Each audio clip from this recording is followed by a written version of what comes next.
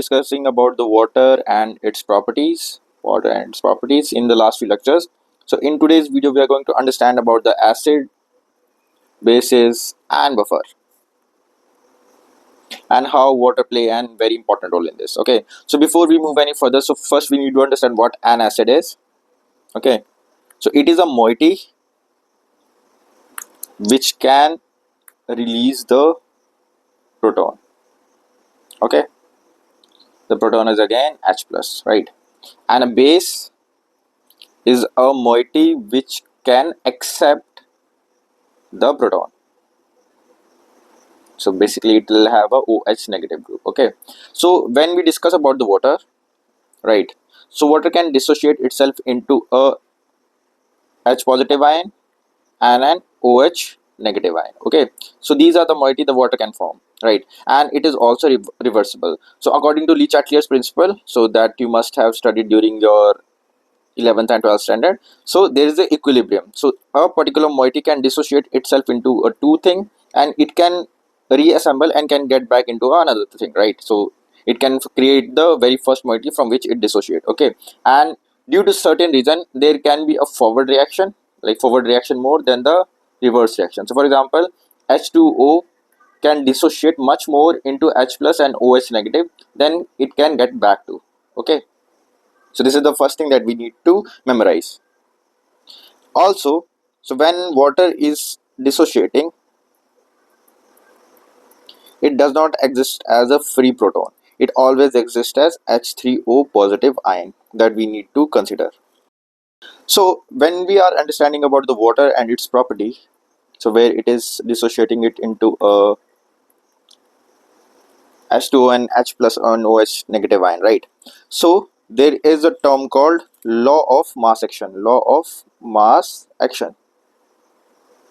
In this terminology, what happens is, so there is a K equilibrium. So just like Le-Chatelier's principle, like I said, so there's a formation of a particular ions by a particular reaction, and this can go back, right? So there's a forward and a reverse reaction. Okay, so we can define the equilibrium for it. So K equilibrium is H plus into OH minus by the concentration of the water, right? And these square bracket represent the concentration, which is in moles per liter. Okay, so due to which what happens is we can actually find like what is the concentration of this dissociation happening. So now this dissociation is very constant in case of water, but so if we look at this K equilibrium, right? So this K equilibrium is found to be 1.8 into 10 raised to power minus 16 molar at, my pen is not working properly, I'm not sure why. K equilibrium is 1.8. Okay guys, it is 1.8 into 10 raised to power minus 16 molar at 25 degrees Celsius. Okay, and concentration of pure water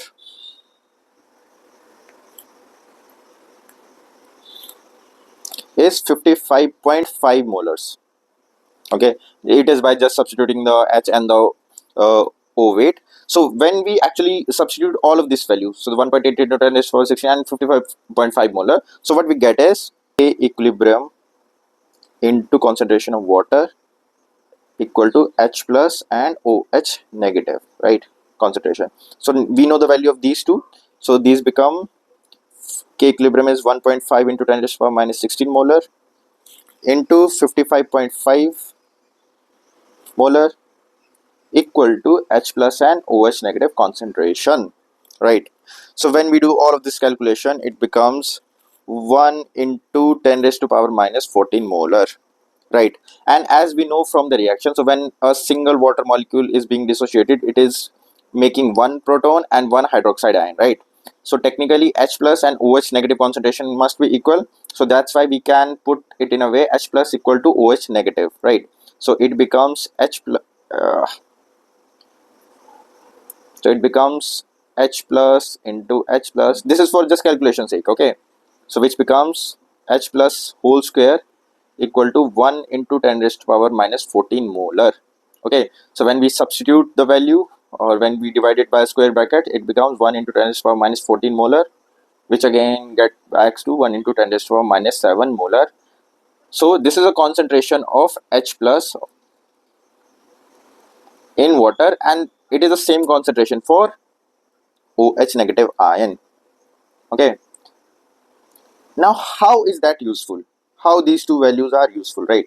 So when we take a pH of something, right? So how we calculate the pH, if you must know. So pH is minus logarithm of H positive ion, that you must have studied. At least you know the funda of pH, right? So there is a scale from 0 to 14, and in between there is a 7, which is called neutral, right? So how this pH value comes? This pH value comes from this value of concentration, that how much protons are there in a particular buffer, right? A particular solution. Okay, so when I substitute this 1 into 10 raised to the power minus 7 value in this pH value, 1 into 10 raised to the power minus 7, so it automatically becomes 7.